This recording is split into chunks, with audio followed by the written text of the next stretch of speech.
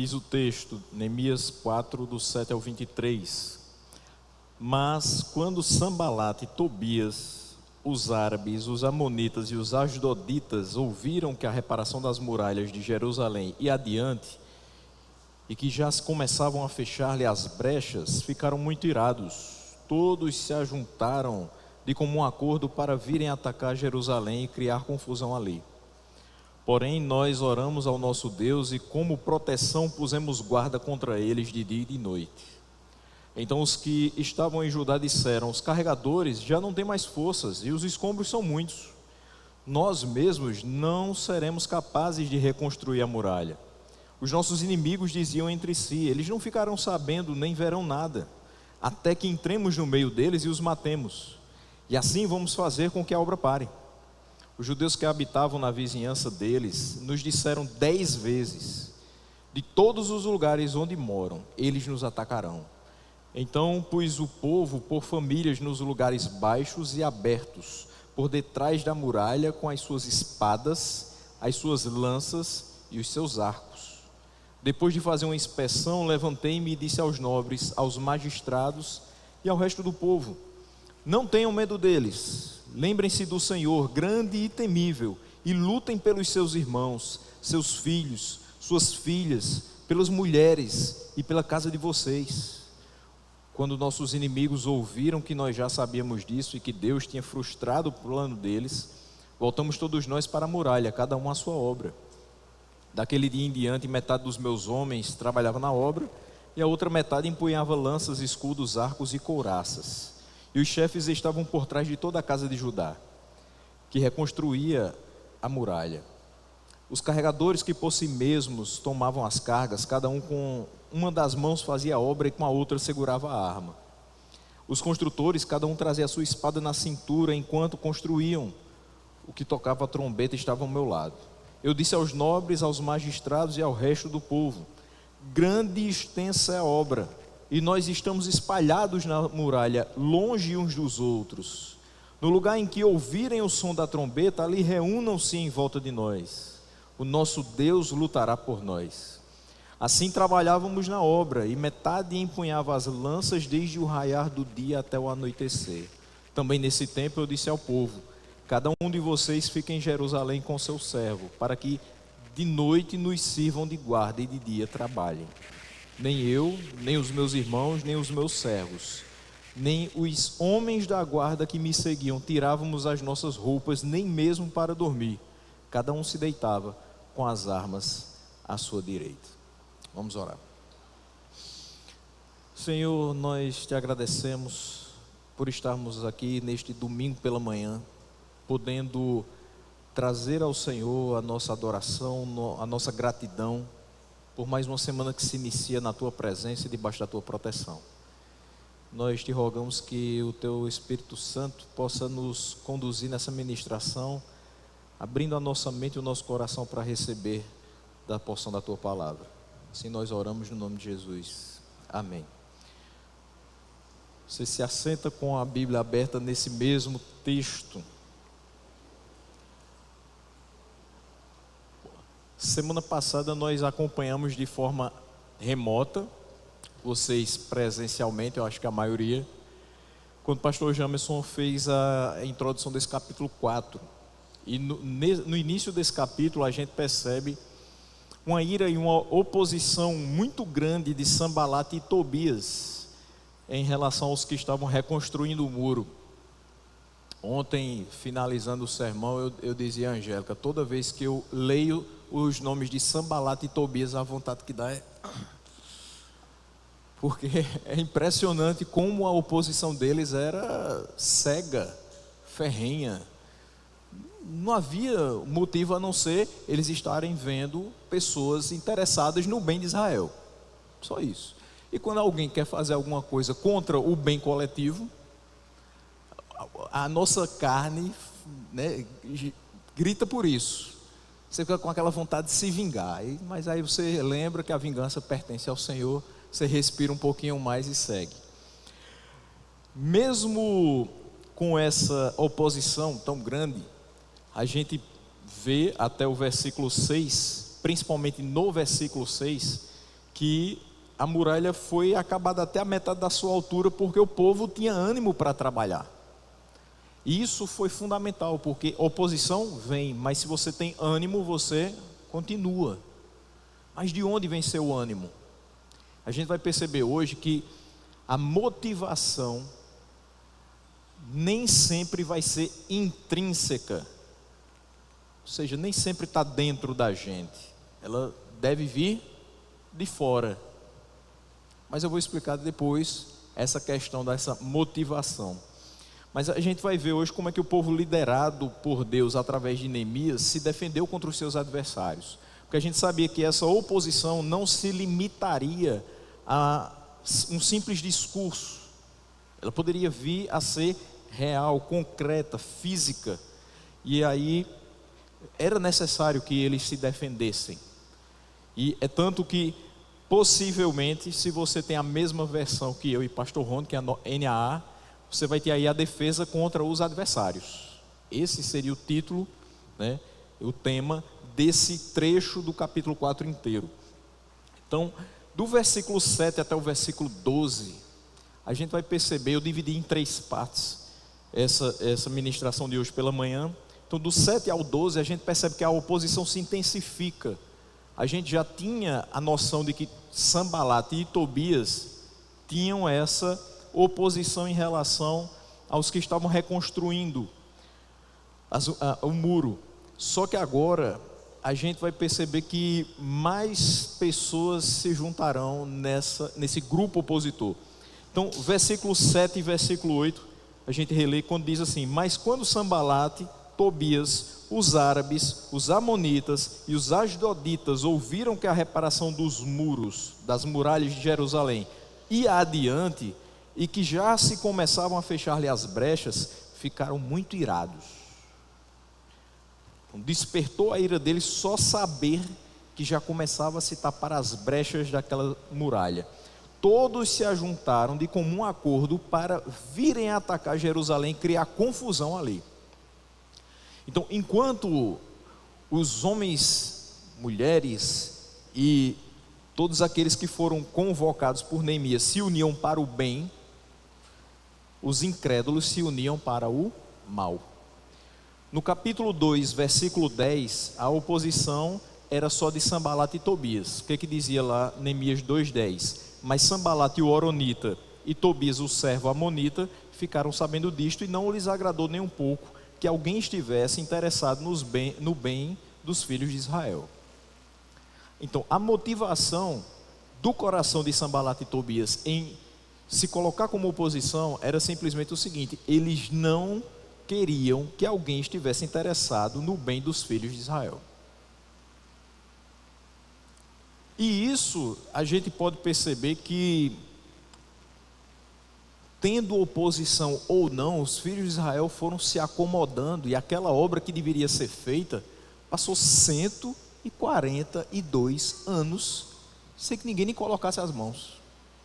Até que chega Neemias, movido pelo Senhor, convoca essas pessoas e faz a obra em 52 dias. É óbvio que quando algo se arrasta por tanto tempo, alguém vai dizer: sabe por que está desse jeito? Porque ninguém tem coragem de fazer. Aí sempre vai ter um que vai dizer: eu é que não sou esse corajoso. Porque se em 142 anos ninguém teve coragem de fazer, eu não sou louco de tomar essa responsabilidade para mim. Eu não tenho nada a ver com isso. Se meus antepassados não se importaram, muito menos eu. Está derrubado, que fique derrubado.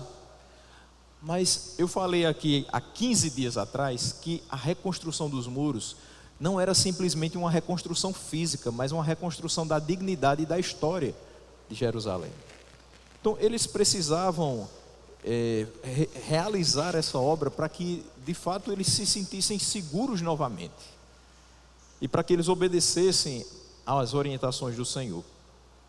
Em seguida, no mesmo capítulo 2, no versículo 19, aparece Gesem, o arábio, que se junta a Sanbalate e Tobias. O texto diz: porém, quando Sanbalate, o horonita, Tobias, o servo amonita, e um árabe chamado Gesem souberam disso, zombaram de nós e nos desprezaram, dizendo: o que é isso que vocês estão fazendo? Querem se rebelar contra o rei? Às vezes uma pessoa pode ter uma determinada iniciativa, e se ela é de iniciativa e começa a fazer determinadas coisas, no meio da igreja, alguém pode dizer assim: está pensando que você é o pastor? Está querendo mandar nas coisas mais do que o pastor? Rapaz, fica quieto. Tu falas com o pastor para fazer isso? E nem sempre é necessário que você, para ter ideias, que outra pessoa lhe dê essas ideias. Às vezes você tem alguma ideia e diz assim: rapaz, quem foi que te disse isso, para fazer isso? Não, eu tive a ideia. Eu não posso ter uma ideia original. Deus não pode falar comigo e dizer assim: faça isso. É só os outros. Infelizmente, quando pessoas se interessam pelo bem coletivo, às vezes elas são tomadas como ou intrometidas, ou que querem ser mais do que os outros. E não deve ser esse o pensamento quando nós percebemos que nossos irmãos estão se envolvendo no trabalho da igreja. Muito menos de zombar e desprezar. E foi isso que aconteceu com eles. Eles viam todo o esforço e zombavam e desprezavam, dizendo: o que é que vocês estão fazendo? Até porque eles não esperavam que a coisa fosse para frente. Tanto é que no capítulo 4 que nós estamos lendo, diz que quando eles perceberam que ia adiante, eles se encheram de ira. A questão é que eles queriam que aquela obra parasse. Eles não queriam que ela fosse a cabo. E agora nesse capítulo 4, versículo 7, a oposição cresce e passa a incluir os arábios. Gesem já era dos arábios, mas agora passa a ter toda uma comunidade. Os amonitas, e aí a gente sabe que Tobias era amonita, mas agora vem todo o grupo dele. E os asdoditas. E esse versículo mostra que a oposição veio de todos os lados, porque Sambalat era do norte, os árabes eram do sul, os amonitas do leste e os asdoditas do oeste. Então de todo lado vinha oposição, eles estavam cercados de opositores.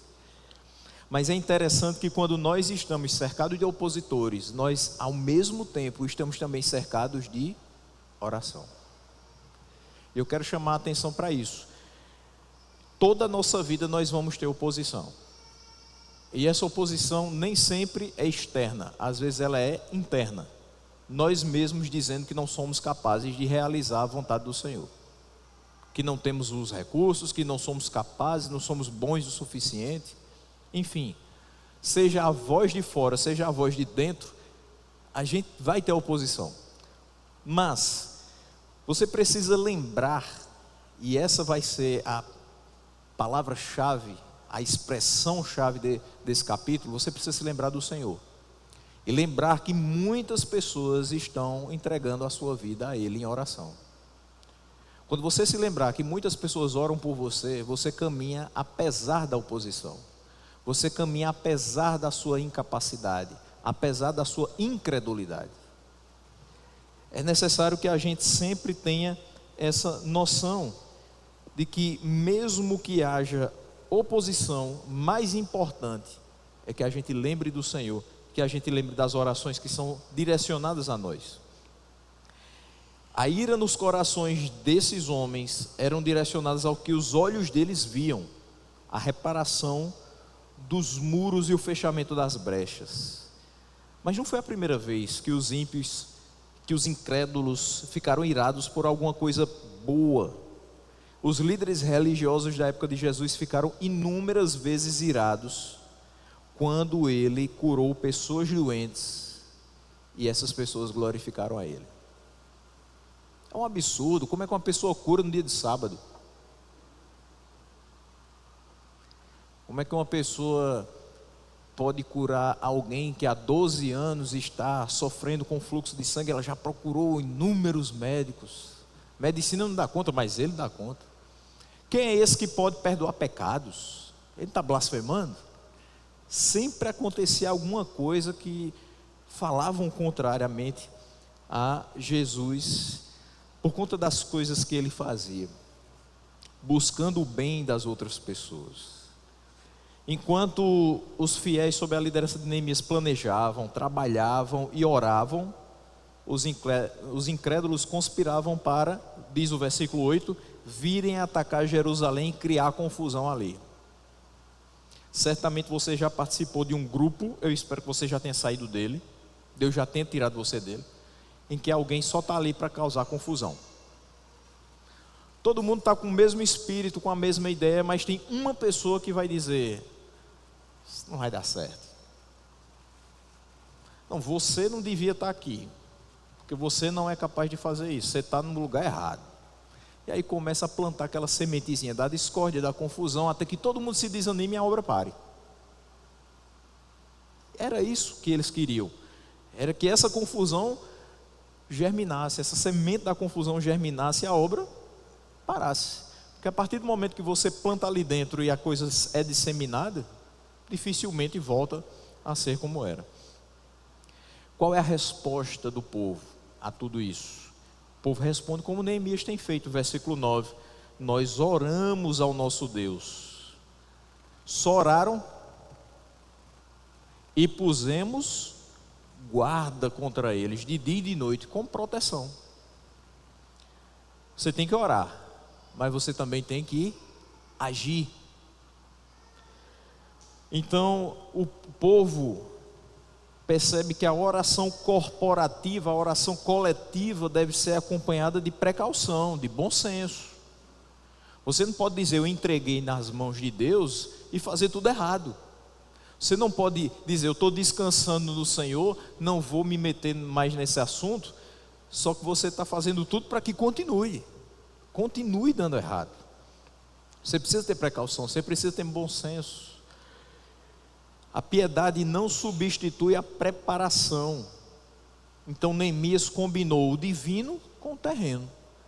Colocar uma guarda após a oração é um bom princípio pelo qual nós devemos viver e também liderar.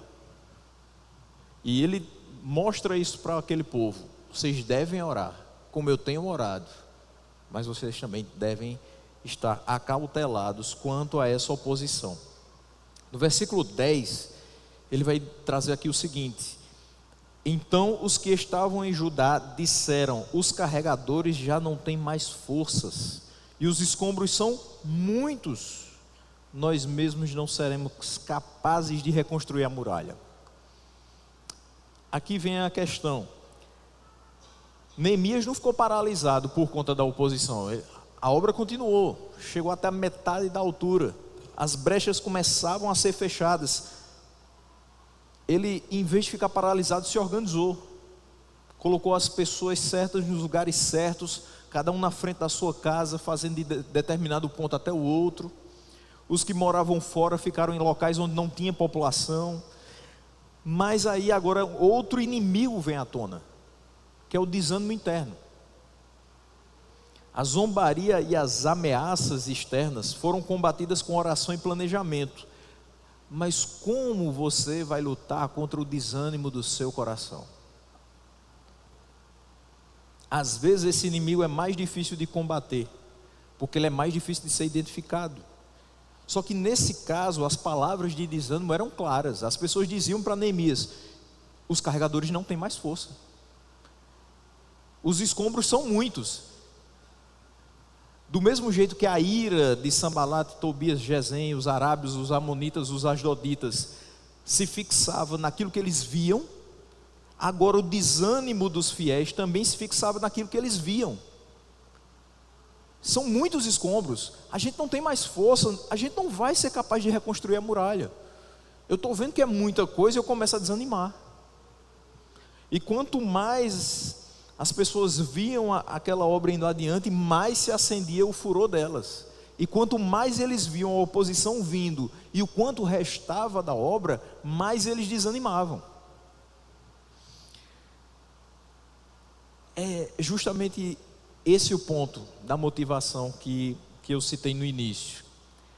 Às vezes as pessoas dizem assim: nós precisamos motivar o nosso coração para louvar a Deus. Já falei isso em outra vez. Você tem motivação suficiente para louvar a Deus, para trabalhar por Ele, para fazer a vontade dEle, para fazer a obra dEle. Mas nem sempre essa motivação vai estar aqui. Às vezes ela precisa vir externamente. Em que sentido isso vai acontecer? Você lembrar que você não tem a força, que Ele provê a força. Você lembrar que você não consegue carregar, mas Ele te faz carregar. De você lembrar que você não tem o recurso, mas que Ele manda o recurso. Então, a partir do momento que você diminui, que Ele cresce, as coisas acontecem. Porque você deixa de tentar resolver do seu jeito, com a sua pequena força, com o seu pequeno entendimento, e permite que Ele faça tudo da maneira que Ele quer, do jeito que Ele quer, quando Ele quer, usando quem Ele quiser. Então, às vezes, se motivar é muito difícil, porque a gente desanima. É próprio do ser humano se desanimar.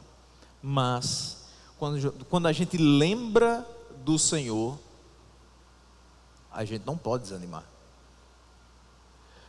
Porque a gente percebe que pessoas carregavam dia e noite, pedras, instrumentos, trabalhavam de sol a sol para que tudo isso aqui ficasse pronto. Mas nada disso se compara àquele período de 6 horas em que Jesus ficou na cruz. Então, quando a gente lembra do sacrifício feito de sangrar durante 6 horas, para que a gente tivesse vida, a gente não trabalha 6 horas, a gente trabalha a vida toda, sabendo que isso ainda não é minimamente comparável ao que Ele fez por nós. Por isso, quando faltar a motivação interna, lembre do Senhor. Se você não vai fazer por você, se você não vai fazer pelos que estão à sua volta, mas você vai fazer por Ele. Quando Ele fala aqui dos muros, que eles não vão conseguir fazer a obra totalmente, Ele vai representar aqui o trabalho que estava sendo feito. Carregar pedras, tirar cascalho dos velhos alicerces, era pesado. E nem todo mundo ali tinha as mãos calejadas de tanto fazer esse tipo de trabalho. A gente mostrou que nós tínhamos aqui perfumistas, ourives, pessoas que faziam um trabalho delicado, e gente que nunca tinha trabalhado numa reconstrução nem de uma casa, quanto mais de um muro. Então, para aqueles que não estavam acostumados ao trabalho braçal, aquele serviço era extremamente pesado. É óbvio que eles iriam cansar, e é óbvio que em algum momento eles iam dizer: não vai dar para fazer, não aguento mais não. Mais ou menos quando você está fazendo o serviço da sua casa, e você olha assim o sol esquentando, 2 horas da tarde, você não terminou, e você diz: não vai dar para terminar hoje não, vou encostar aqui a ferramenta, amanhã eu continuo. Mas aí você lembra: não, amanhã eu já tenho outra coisa para fazer. Aí você dá o gás, termina ali 3 horas e pronto, acabou, graças a Deus. É isso que a gente tem que pensar. Sempre dá para fazer mais um pouquinho quando a gente lembra do Senhor. Mas aí, para piorar, o inimigo continuou com seu longo discurso de ameaças. Olha o que ele vai dizer no versículo 11. Os nossos inimigos diziam entre si: eles não ficarão sabendo, nem verão nada. Eles nem estão esperando. Mas nós vamos entrar no meio deles e vamos os matar. E assim vamos fazer com que a obra pare. Se eles não pararam com zombaria, se eles não pararam com a oposição que eles sabem que existe, se eles não pararam com o desprezo que nós estamos dando a eles, então a gente mata.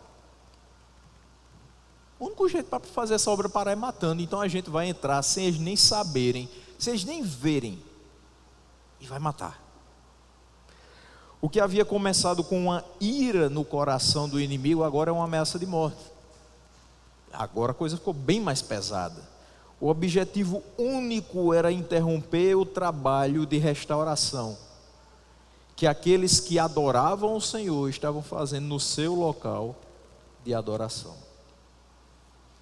E aí versículo 12, ele diz: os judeus que habitavam na vizinhança deles nos disseram 10 vezes, de todos os lugares onde moram, eles nos atacarão.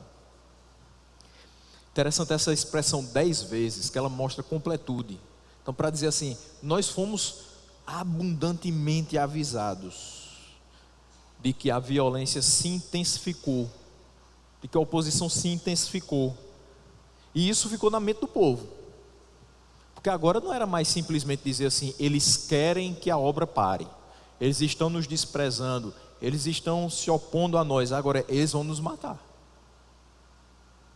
Certamente num momento como esse, antes que o inimigo chegue, alguém já está encostando a pá, alguém já está encostando a picareta, alguém já está encostando a talhadeira, alguém já está indo embora, porque eu não vou dar minha vida para isso. Aí você lembra do Senhor, Ele deu a vida. E agora? Você vai correr?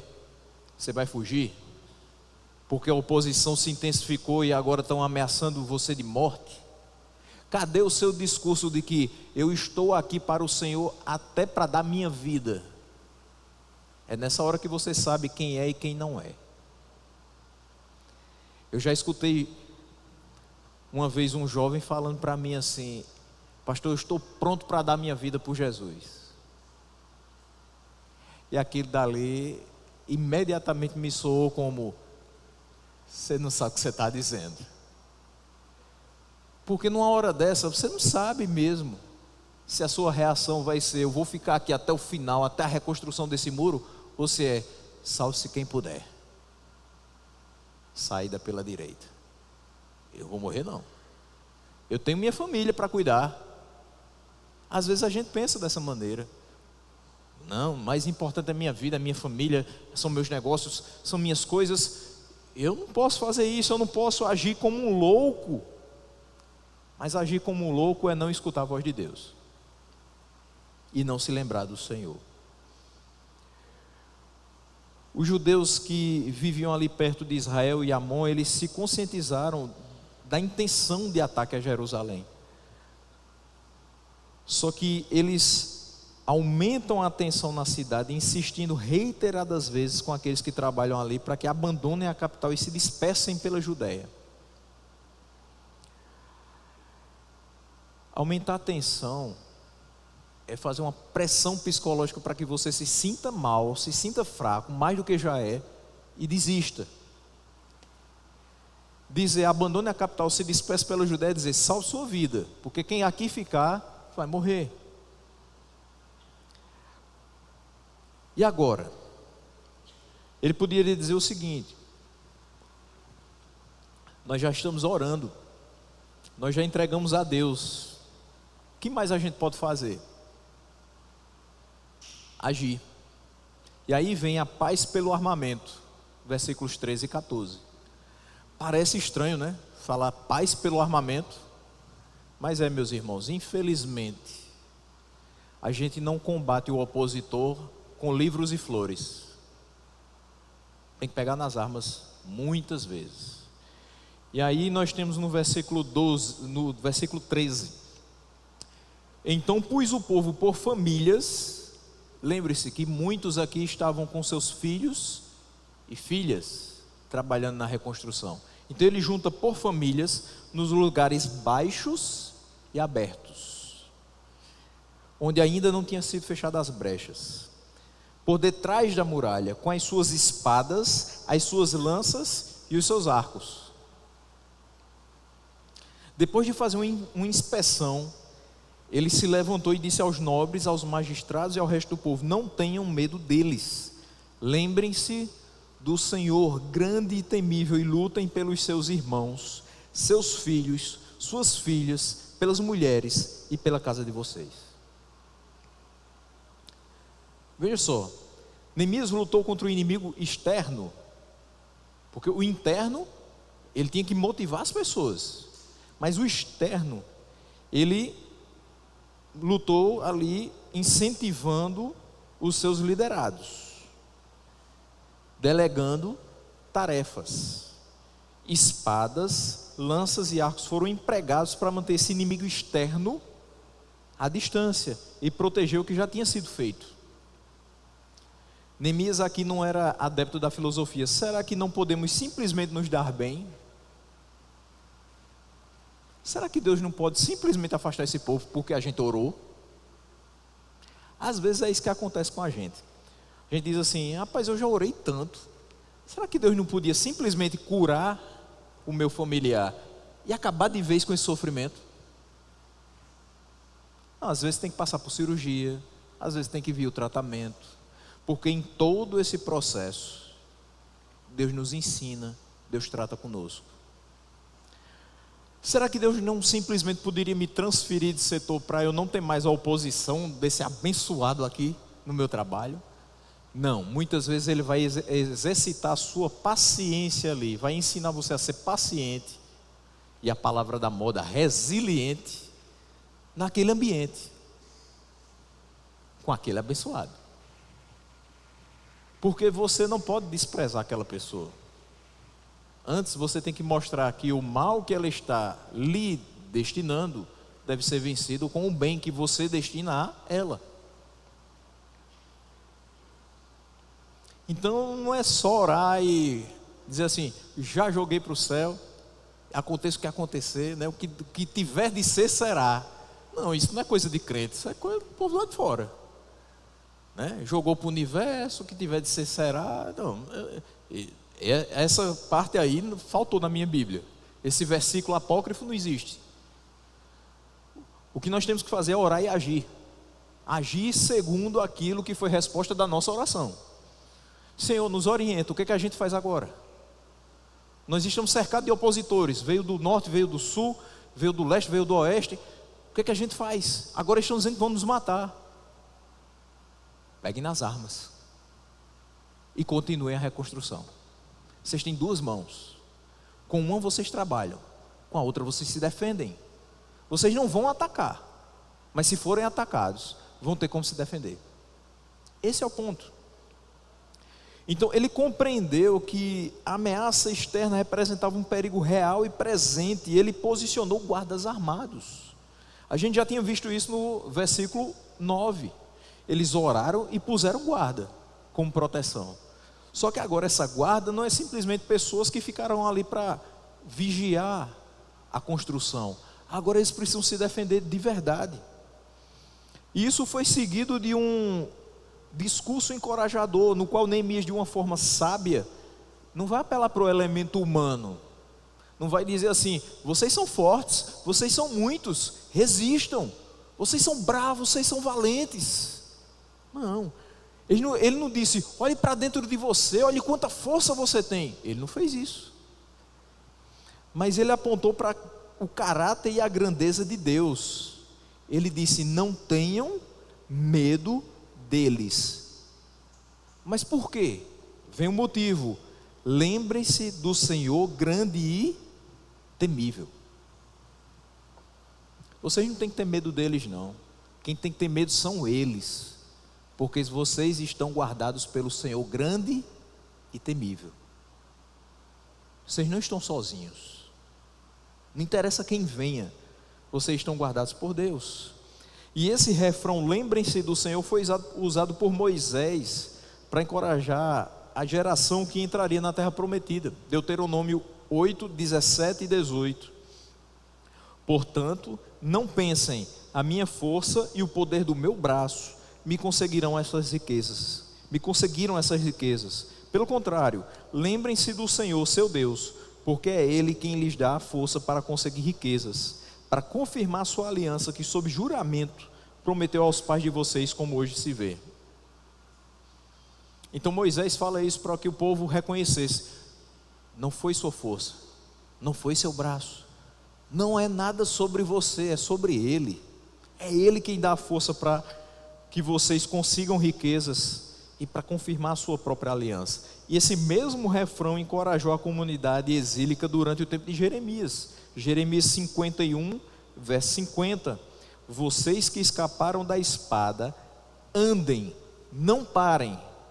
De longe, lembrem-se do Senhor e pensem em Jerusalém.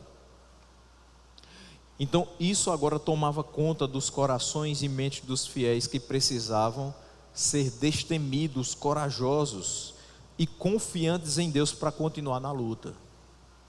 Antes só estava aquele barulho incômodo, insistente, intermitente das vozes dos opositores. Vocês vão parar, vocês não vão conseguir, já acabou a força, é muito escombro, vocês não são capazes. E aí vem agora a lembrança: lembrem-se do Senhor, lembrem-se do Senhor, lembrem-se do Senhor, lembrem-se do Senhor. Ele é grande, Ele é temível, Ele é poderoso. Sempre que a gente tem esse tipo de pensamento, de nos fazer desistir ou de nos fazer largar as cordas na obra do Senhor, devemos lembrar do Senhor para que o pensamento da lembrança do Senhor substitua o pensamento da oposição. Ele tem que ser mais forte. E hoje é preciso que nós adotemos essa postura de lembrar do Senhor, da sua grandeza, do poder, da bondade do Senhor, para que a gente não venha a esmorecer quando os desafios de 2025 surgirem, antes que nós permaneçamos na grande obra para a qual o Senhor nos comissionou. 2025 só está com 12 dias, mas talvez você já tenha vivido coisas bem difíceis. Lembre-se do Senhor. Talvez os 12 primeiros dias foram maravilhosos. Eu tenho uma boa e uma má notícia para você. A má notícia: vai vir tempestade, trovoadas, talvez uma chuva de granizo na sua cabeça. Mas a boa notícia é que você pode se lembrar do Senhor, e Ele sempre lembra de você. Terceiro e último ponto da gente nessa manhã é que o método adotado então foi trabalhar e defender. Do versículo 15 até o versículo 23 a gente vai perceber isso. Do 15 ao 18: quando os nossos inimigos ouviram que nós já sabíamos disso e que Deus tinha frustrado os planos deles, voltamos todos nós para a muralha, cada um à sua obra. Eles não deixaram de trabalhar. A ameaça de morte continuava, mas eles voltaram. Por que eles voltaram? Porque eles eram conscientes de que Deus já tinha frustrado o plano deles. Mas espera aí, houve o primeiro ataque? Não. E por que eles já tinham tanta certeza que Deus tinha frustrado o plano deles? Porque Deus já tinha mostrado qual era o seu plano. Então, se eu confio no plano de Deus, eu esqueço do plano do meu inimigo. Qual é o plano de Deus? Vocês devem orar, trabalhar e se defender. Então, quando o inimigo vier, vocês já estarão prontos e confiando que eu vou lhes dar a vitória. Então, eles tinham essa certeza e voltaram para a obra. Eles não pararam. E aí do versículo 16 diz: daquele dia em diante, metade dos meus homens trabalhavam na obra e metade empunhava lanças, escudos, arcos e couraças. E os chefes estavam por trás de toda a casa de Judá que reconstruiu a muralha. Neemias, como sempre, estrategista, bom de planejamento. Tudo isso Deus que deu a ele, essa capacidade. Então ele disse: metade fica aqui trabalhando e metade vai defender. Metade vai empunhar lanças, arcos, escudos, couraças, vai se preparar para uma possível batalha, enquanto os outros continuam a obra. Os carregadores, no versículo 17, lembre-se, os carregadores do versículo 10 diziam: nós não temos mais forças. Mas no versículo 17 diz que os carregadores, que por si mesmos tomavam as cargas, cada um com uma das mãos fazia a obra e com a outra segurava a arma. É isso que acontece quando a gente lembra do Senhor. A gente esquece que não tem mais força e a gente recebe a força dele para trabalhar com uma mão e se defender com a outra. Veja que agora tem força, agora tem um norte, agora tem o que fazer. O que tocava a trombeta estava de lado de Neemias. No versículo 18, os construtores, cada um trazia a espada na sua cintura enquanto construíam. Qualquer coisa, está a postos. Mas o que tocava a trombeta estava ao lado dele. Por quê? Ele vai explicar isso no versículo 20. No finalzinho do 19, começo do 20. Porque a obra era grande, era extensa. Lembra que no capítulo 3, tem pessoas que constroem perto das suas casas e mais 500 metros. 500 metros é muita coisa. Isso era só isso aqui, ó, da muralha. Era pouquinha coisa. Pensa que 500 metros da muralha era como a frente da sua casa. A frente lá de casa, 6 metros. Imagina aí, 500. Representou só isso aqui. Tinha muita coisa para fazer. E uns estavam longe dos outros. Então não era como se eu pudesse dizer assim: ó, o ataque está vindo.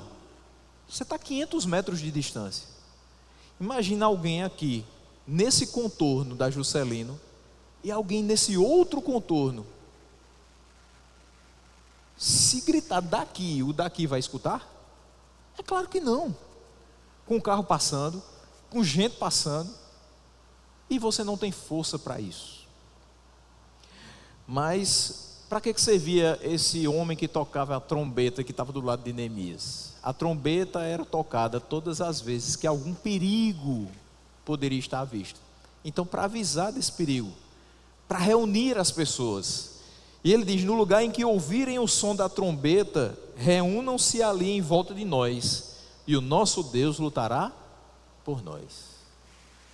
Está todo mundo espalhado, está todo mundo preparado, mas quando a trombeta soar, reúnam-se, juntem-se, fiquemos todos unidos, para que a gente possa resistir a esse ataque. Veja, meus irmãos, aqui a palavra nos mostra que a atitude que é requerida de Neemias não é um chamado ao pacifismo, mas sim a que eles se mantivessem unidos e tivessem uma estratégia inteligente para trabalhar e se defender. Não adiantaria de nada Neemias dizer: meus irmãos, não vamos pegar em armas, porque isso não é coisa de Deus. Meus irmãos, não vamos deixar a obra, vamos apenas esperar que eles nos ataquem e morrer em nome do Senhor. Não era isso que Deus queria.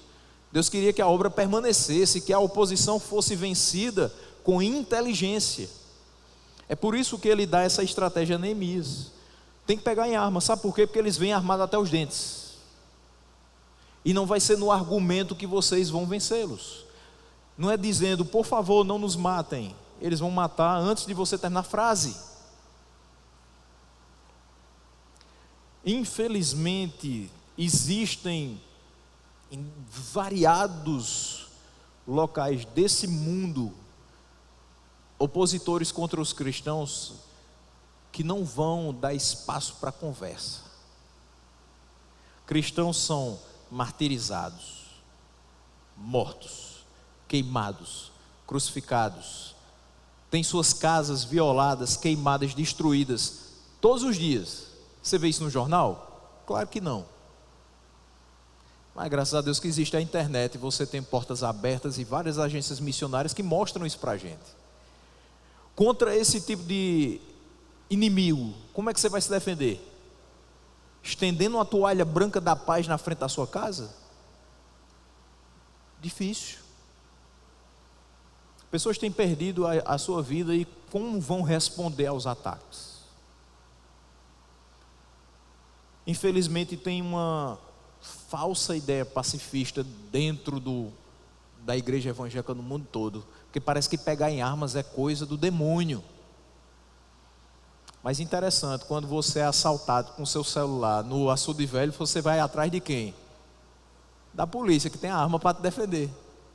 Não quer dizer que o policial vai atirar no bandido, quer dizer que aquela arma que ele usa vai intimidar o bandido e vai dar a voz de prisão a ele.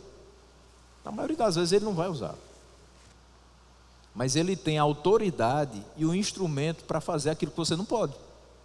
se defender. Ninguém pega a água do açude velho e joga no rosto do bandido para se defender.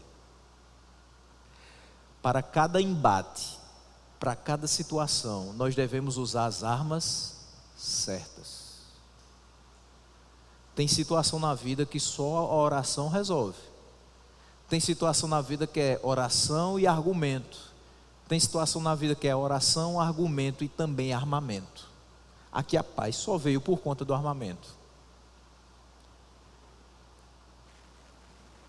O fato de que Deus lutaria pelos judeus, como ele diz aqui no versículo 20, Deus lutará por nós, não queria dizer que os judeus não deviam lutar. Deus vai lutar por nós. O ataque não ia vir e Deus ia soprar do céu e todo mundo ia cair. Não, Deus lutará por nós. Como Deus lutará por nós? Nos dando a capacidade de resistir e nos dando a vitória nesse combate.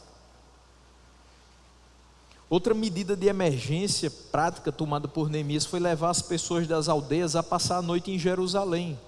Veja o versículo 21 e 22. Quando ele diz: assim trabalhavam uns na obra, metade empunhava as lanças desde o raiar do dia até ao anoitecer. Também nesse mesmo tempo eu disse ao povo: cada um de vocês fique em Jerusalém com o seu servo, com o seu ajudante, para que de noite nos sirvam de guarda e de dia trabalhem. Então, não tinha necessidade de que todos estivessem ali, mas alguns poderiam ir para as aldeias, passar a noite ali com os seus servos, para que eles também ajudassem na guarda e quando fosse de manhã voltassem a trabalhar. Então é saber que também não adianta quantidade, não adianta se desesperar e dizer: vai todo mundo. Calma, tem determinadas horas que dá para diminuir a guarda. Tem determinadas horas que dá para vocês descansarem. Por quê? Porque no outro dia vai ter mais trabalho. Então, é trabalho, mas a estratégia inteligente de dizer: vai ter descanso para trabalhar mais. Vai ter repouso para saber a hora certa de se defender. E era importantíssimo que, se o ataque fosse noturno, as pessoas que tivessem voltado para as suas aldeias tivessem mais auxílio. Então, eles e os seus servos. Esse capítulo é finalizado no versículo 23 com a demonstração de compromisso e diligência de Neemias e seus homens. Veja o que ele diz: nem eu, nem os meus irmãos, nem os meus servos, nem os homens da guarda que me seguiam tirávamos as nossas roupas, nem mesmo para dormir. Cada um se deitava com as armas à sua direita. Você sabe quando é que o inimigo vem? Não. Você não sabe quando o ladrão vem para a sua casa. Ele não avisa. Se alguém avisa, provavelmente não vai fazer. Está só ameaçando. Mas, se você não sabe, você deve estar preparado sempre. Você deve estar atento. Aqui você percebe que o Neemias e os seus homens estavam sempre prontos a se defender a qualquer possibilidade de ataque, não importando o momento que fosse. Eles não tiravam as suas roupas e não se desvencilhavam das suas armas. Qualquer sinal de ataque, eles estavam alerta para se defender. O que é que esse texto nos ensina? 3 rápidas aplicações para a gente finalizar. Ele nos ensina que nós não devemos dar ouvidos aos nossos inimigos quando nos criticarem ou zombarem dos nossos objetivos. Se nós estamos trabalhando para o Senhor, a única voz que deve ser percebida pelos nossos ouvidos é a voz dele. Às vezes alguém diz assim: essa igreja vai abrir uma congregação em tal canto. Meu Deus do céu, lá não vai dar certo. Lá o povo é muito católico, lá o povo é muito religioso, ou lá o povo é muito duro de coração. Sempre vai ter uma quantidade enorme de dificuldades que vão surgir. E sempre vai ter alguém que é especialista em levantar dificuldades. Para fazer o quê? Desanimar e fazer você parar. Mas é como a palavra de Jeremias: Vocês já escaparam da espada, então não pare, ande. Lembre-se do Senhor e faça o trabalho dele. Acabou. Não existe trabalho que seja absurdo ou que seja insignificante dentro da obra do Senhor. Às vezes as pessoas vão achar, você vai fazer isso? Não, faça isso não, deixa para outra pessoa. Vai fazer uma coisa mais importante. Tudo é importante. O que Deus te colocou para fazer, faça. Da melhor maneira, com excelência, agradando a Ele e com gratidão no coração, porque Ele te dá o privilégio de trabalhar para Ele e por Ele. Segunda questão, é lícito que além de orar ao Senhor, entregando as nossas batalhas, também as travemos com dedicação, cautela e com as armas que são adequadas para cada tipo de combate. Terceiro e último, lembremos do Senhor e saibamos que é dele que vem a força para nos animar em tempos de esmorecimento e a vitória contra aqueles que nos desejam interromper a obra em que estamos envolvidos. Não depende de nós. A força não está em nós. A força vem de Deus, para que a gente faça a obra de Deus e continue a glorificar a Deus.